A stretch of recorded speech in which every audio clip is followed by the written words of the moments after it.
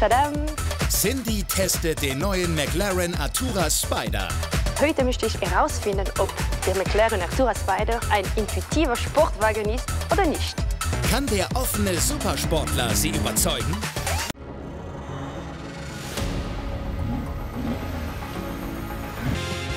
Leute, ich bin hier in Südfrankreich. Schau mal, da hinten ist Monaco. Also wirklich wunderschön. Aber es gibt etwas anderes, der auch sehr schön ist. Schau mal hier. Tadam! Der McLaren Artura Spider. Also ich finde erstmal, die Farbe ist toll. Sie sieht super sexy aus, sportlich und sieht sehr dynamisch aus. Also ich freue mich wirklich auf das Auto. Aber bevor wir jetzt erstmal starten, eine Sache, Leute. Ich bin gerade vom Flughafen zum Hotel gefahren mit einem Mietwagen und ich muss erstmal Tempomat, Navigation suchen. Also einfach, die modernen Autos sind nicht mehr intuitiv. Sie haben viele Funktionen und du musst immer wieder suchen. Ich als Rennfahrerin, ich möchte einfach im Auto einsteigen, Startknopf drücken und loslegen, ohne zu überlegen. Intuitivität steht für den Aufwand, der nötig ist, um die Bedienung eines Gerätes zu erlernen. Das testen wir heute mit dem McLaren Artura Spider. Cindy bekommt Aufgaben aus 3 Kategorien. Um Komfortfeatures zu finden, hat sie jeweils 60 Sekunden Zeit. Für Performance-Features bekommt sie jeweils 45 Sekunden. Funktionen, die die Verkehrssicherheit betreffen, muss sie in 15 Sekunden finden. Heute möchte ich herausfinden, ob der McLaren Artura Spider ein intuitiver Sportwagen ist oder nicht. Aber bevor wir loslegen, schauen wir uns erstmal das Auto etwas näher an.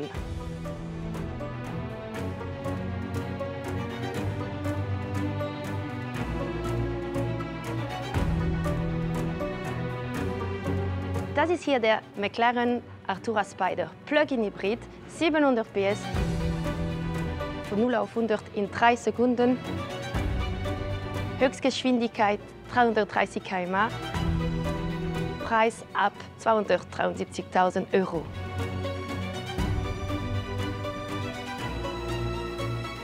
Los geht's!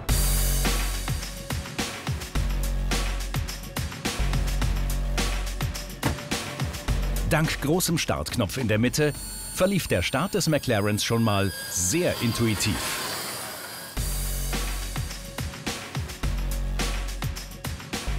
Die Intuitivität beim Auto ist für mich sehr wichtig, weil ich bin kein Freak, der alle Anweisungen liest und nimmt die Zeit für das, sondern ich steige ein, Startknopf drücken und los geht's. Ohne zu überlegen, ohne etwas zu suchen, weil ich habe keine Geduld dafür, keine Zeit.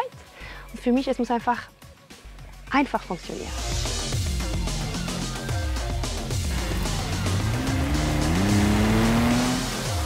Was genau auf mich zukommt heute, weiß ich nicht. Ich weiß nur, dass ich ein paar Aufgaben bekommen werde heute, ob das Auto intuitiv ist oder nicht.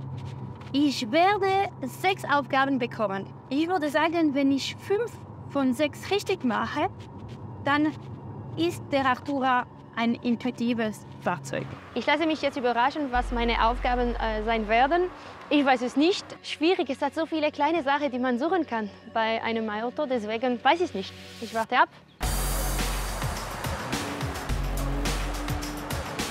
Ich glaube, ich bin bereit für die erste Aufgabe. Schieß los. Liebe Cindy, Ja. du sitzt in einem Cabrio im sonnigen Südfrankreich. Da willst du natürlich mit offenem Dach fahren. Um das Dach des Arturas vollständig zu öffnen, hast du 1 Minute Zeit. Ich bin überzeugt, dass ich der verdeckt innerhalb 1 Minute schaffe zum Öffnen, weil eigentlich ist es ein ganz wichtiger, normaler Knopf im Auto, der irgendwie sehr auffällig sein soll. Die Zeit läuft. Okay, also, dann muss ich bestimmt ganz langsam fahren, dass mein Dach aufgeht. Also, wo kann ich mein Dach aufmachen? Es ist entweder hier auf die Seite, hier ist nicht, hier vorne, mit der Konsole. Oder habe ich hier eine Abkürzung auf meinem Bildschirm? Auch nicht? Okay, also dann ist es hier. Also. Auf Klo. Wie viel muss ich sparen? So. Roof Operation in Progress. Yes. Komm, komm, komm. Ich fahre jetzt 40 km/h, das öffnet sich noch. Super. Schon gemacht. Oh, Speed too high mit 50. Okay, also, dann war ich zu schnell. Aber es ist fertig. das jetzt wäre. Ruf oben! Das waren 56 Sekunden. Okay, ich hab's geschafft. Erstmal suchen, wo den Knopf ist. Und dann noch die ganze Operation, also das Ganze aufmachen. Ich bin in 56 Sekunden, habe ich es gut geschafft. Doch intuitiv, doch intuitiv. Obwohl ich es lieber in der Mittelkonsole gehabt habe, aber das ist meine Meinung. Aber wie schön ist das? Zwischenfahren, frische Luft, Sonne, Südfrankreich, Sommergefühl, Cabrio fahren. Okay, schieß los. Zweite Frage. Ich bin bereit, ich bin heiß. Cindy, Ja, teste das Navi des Arturas, indem du dich zum Tunnel de Castillon, dem idealen Ort für einen Soundcheck, führen lässt. Sobald das Auto steht, hast du für die Zieleingabe 1 Minute Zeit. Ich werde richtig jetzt langsam beleidigt mit euch. Was denkt ihr dann, dass ich das nicht schaffe innerhalb einer Minute? hier ist ein Parkplatz. Gut, also jetzt kann ich mich in Ruhe konzentrieren. Search Address. Tunnel de Castillon. Zu viel spreche ich Französisch. Ja? Tunnel de Castillon in 4 Kilometer. Da bin ich. Stark. Das waren 18 Sekunden. Also wenn das nicht intuitiv ist,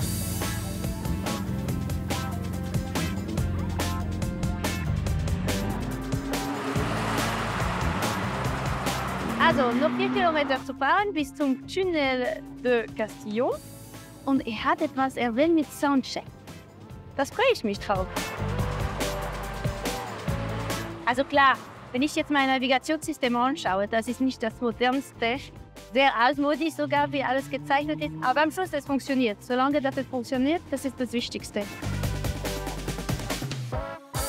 Okay, das ist mein Tunnel. Tunnel du Castillon, herzlich willkommen. Sollen wir da ganz langsam reinfahren und dann mal Gas geben?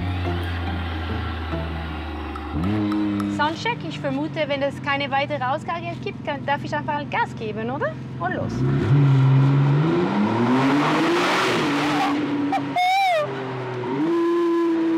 Das war aber schon laut. Was sagt ihr? Also mir hat's gefallen. Ich kriege schon ein bisschen Emotion da.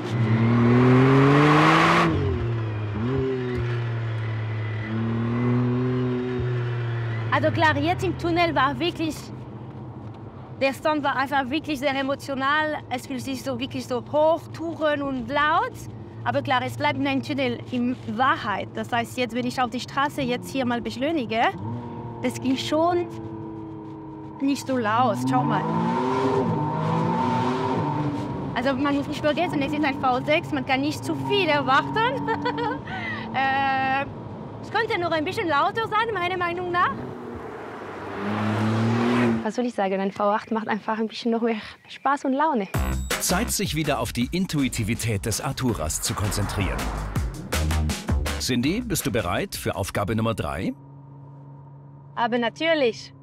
Stelle den Tempomat auf 80 km/h ein. Hierfür hast du 1 Minute Zeit. 1 Minute, um den Tempomat einzustellen, ist eigentlich sehr lang, weil Tempomat sind immer gleich, entweder am Lenkrad oder unter dem Lenkrad bei dem Hebel. Sollte ich schaffen. Sei dir nicht zu sicher, Cindy. Die Zeit läuft. Okay, boah, das ist ganz einfach. Also, normalerweise Tempomat, wieso habe ich 2 jetzt? Habe ich auf beide Seiten eine Hebel? Doch nicht so einfach, oder? Connector von Nord, das will ich nicht machen, also hier dann. Limit 37. Diese Tempomat sind manchmal wirklich gut. Okay, das ist nicht gut. Jetzt Cruise 31. Ich will weiter cruisen, aber schneller kann man nicht sehen. 40. Länger halten, 65. 70. Fehlt nur noch die passende Geschwindigkeit, Cindy. Ich gehe auf 80 hier. Ich habe es geschafft. Das war aber wirklich Glück. 46 Sekunden. Habe ich es geschafft. Yes. Aber Das ist schon sehr kompliziert. Erstmal hast du 2 Hebel unten da, einer auf dieser Seite, einer auf die linke Seite vom Lenkrad. Aber es ist nicht so intuitiv. Also da, auch wenn ich die Aufgabe geschafft habe, würde ich sagen, das wäre ein halber Punkt, weil ich fand es schon ein bisschen kompliziert. Also das ist eine Sache, die man einfach lernen muss. Bei jedem Auto ist es einfach anders. Zeit für ein kleines Zwischenfazit. Cindy erwartet vom Artura Spider aus 6 Aufgaben mindestens 5 Punkte, damit er als intuitiver Supersportwagen gilt. Mit 2,5 Punkten aus 3 Aufgaben ist der McLaren aktuell auf Kurs. Cindy. Ja. Aufgabe Nummer 4. Stelle den McLaren maximal sportlich ein. Für den Artura bedeutet das Track Mode einschalten und ESP ganz ausschalten. Das elektronische Stabilitätsprogramm, bei englischen Autos gerne mit ESC abgekürzt, sorgt dafür, dass in dynamischen Fahrsituationen einzelne Räder kurz abgebremst werden. Das dient zwar der Sicherheit, kostet aber immer Zeit und Geschwindigkeit. Hierfür hast du 45 Sekunden Zeit. 45 Sekunden für Track Mode, das ist gar kein Problem, das sollte einfach sein. Aber ESP ausschalten, je nach Hersteller, ist wirklich kompliziert. Manchmal ist es im Menü von einem Bildschirm drin, manchmal ist es bei dem Auto irgendwo. Da habe ich einen Zweifel. Die Zeit läuft. Okay, das ist ganz einfach. Darf ich auch driften dazu? Nein. Also ich gehe hier auf meinen Track-Modus. Das ist easy. Okay, und mein ESP. Entweder ist es hier auf die Seite, da auch nicht. Okay, ich habe es gesehen. ESC off. Also ich drücke drauf. Ah, da habe ich Komfort, Sport, Track. Dann sieht man hier ESC Dynamik und WDC off. Also dann muss ich wahrscheinlich drauf drücken. Ah, jetzt ist es komplett eingeschaltet. Also lang drücken meistens. Komm. Cindy, die Zeit wird knapp. Jetzt ist nicht alles aus. Es muss alles aus sein. Ah, press again to confirm. ESC off. Ja, will ich. Okay, off. Schluss. Okay, Cindy, du hast 48 Sekunden gebraucht, anstatt 45. Ah ja, Pech. Aber ich muss sagen, es ist für mich nicht intuitiv, einen ESP-Knopf hier oben zu haben. Das habe ich bis jetzt noch nie erlebt, nie gehabt. Ganz ehrlich, ESP-Knopf für mich ist entweder auf dieser Seite, also auf die linke Seite von dem Auto da, oder es kann auch hier. Mittlerweile ist es auch sehr viel in dem Bildschirm drin, also man muss wirklich in den Computer reingehen, um den ESP auszuschalten. Hier oben muss ich sagen, es ist schon sehr tricky. Deswegen finde ich okay, dass man hier keinen Punkt gibt, weil es ist nicht intuitiv. Jetzt, wo der Artura Spider maximal sportlich eingestellt ist, lässt Cindy es sich natürlich nicht nehmen, den McLaren auch mal etwas dynamischer um die Kurven zu bewegen.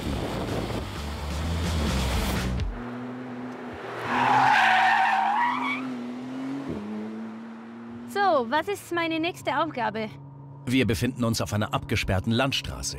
Hier kannst du einmal die Launch Control aktivieren. Oh nein, ich weiß nicht, wohin. Ja, okay. Sobald du stehst, hast du 45 Sekunden Zeit. Ah, Mamma Mia. Hört sich lang an für eine Launch Control, aber da auch bei manchen Herstellern ist so tricky, ist so kompliziert, was du alles ausschalten musst, welcher Modus du sein soll. Ich habe Respekt. Ich hoffe, ich schaffe es. Ja, aber ich weiß es nicht. Die Launch Control bezeichnet eine Funktion, mit deren Hilfe der McLaren maximal schnell aus dem Stand beschleunigen soll. Okay, Launch Control. Das ist bei McLaren etwas, das ich nicht weiß, wo es ist. Ich muss es wirklich suchen.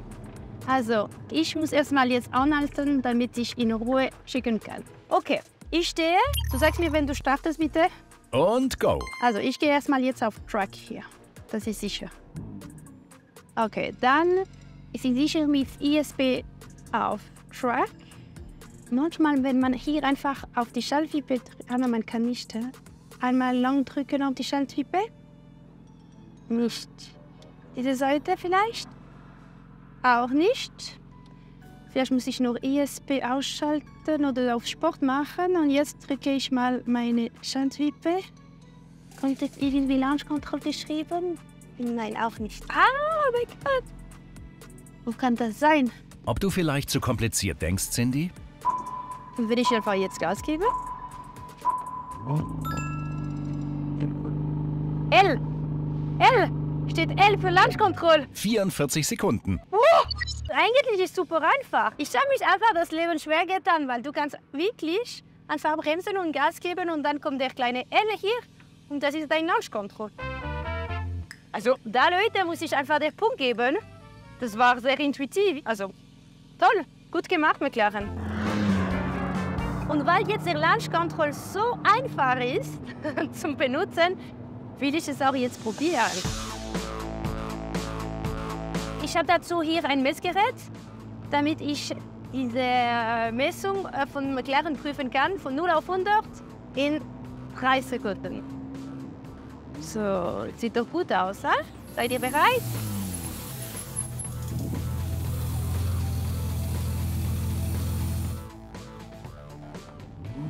Ich bin auf Track und Track und los geht's. Launchkontrolle läuft und los.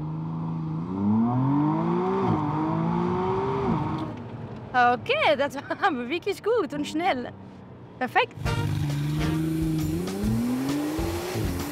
Von 0 auf 100 in 3,14. Fast die Zeit von McLaren. Ich finde es gut, weil diese 1 Zehntel kann man eigentlich wegstreichen, weil ich habe meinen lieben Redakteur dabei und der wiegt fast 80 Kilo. Also diese 80 Kilo geben diese 1 Zehntel zusätzlich. Kann man da einverstanden sein? Also bestanden. Das ist ein schönes Spielzeug, Leute.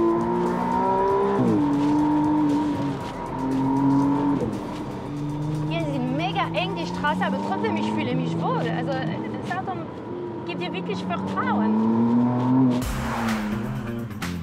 Wir sind gut unterwegs mit der Punkte. Ich bin ziemlich stolz auf den McLaren, weil wie gesagt, ich und moderne Autos, ich mag sie, sie sind super. Viele Funktionen, die cool sind, aber auch manchmal unnötig, aber vor allem die werden immer schwieriger zu benutzen.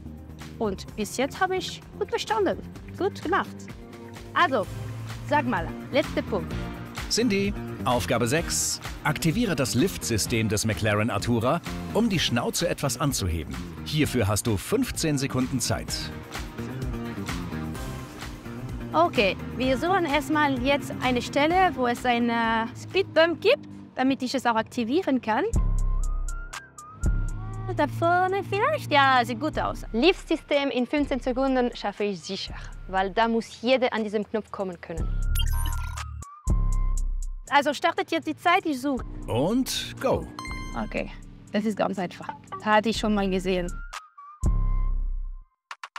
Jetzt wirklich auf die linke Seite. Ich fahre drüber. Problemlos, zum Glück auch. Boah, ich habe das bestanden, ich vermute, oder? Was sagst du? Ja, 6 Sekunden. Ja, aber das ist auch wichtig so. So muss es sein, weil wenn du das falsch machst, bei so einem Auto, dann wird das Auto richtig schnell beschädigt. Das muss wirklich intuitiv sein. Du musst den Knopf sofort finden, weil es muss auch schnell gehen. Du bist im Verkehr, du hast ein bisschen Stress mit dir von einer großen Stadt, Monaco oder Saint-Tropez, was auch immer. Und da brauchst du wirklich, du musst einfach schnell reagieren können. Und hier ist wirklich einfach.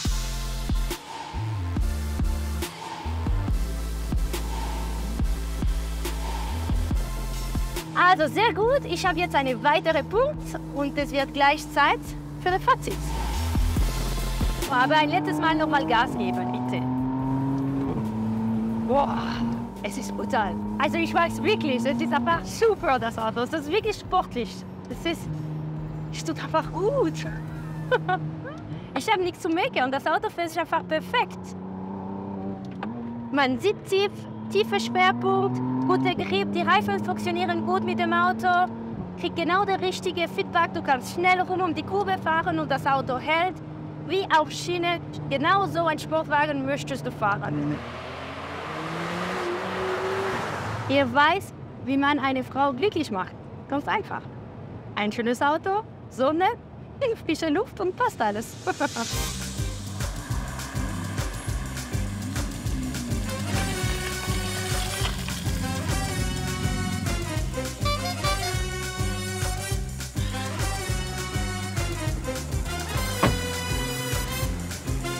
So Leute, ist der McLaren Artura Spider ein intuitiver Sportwagen? Ich hatte gesagt, wenn ich 5 Punkte von 6 schaffe, Dann hat das Auto den Test bestanden. Ich habe jetzt 400 Punkte geschafft.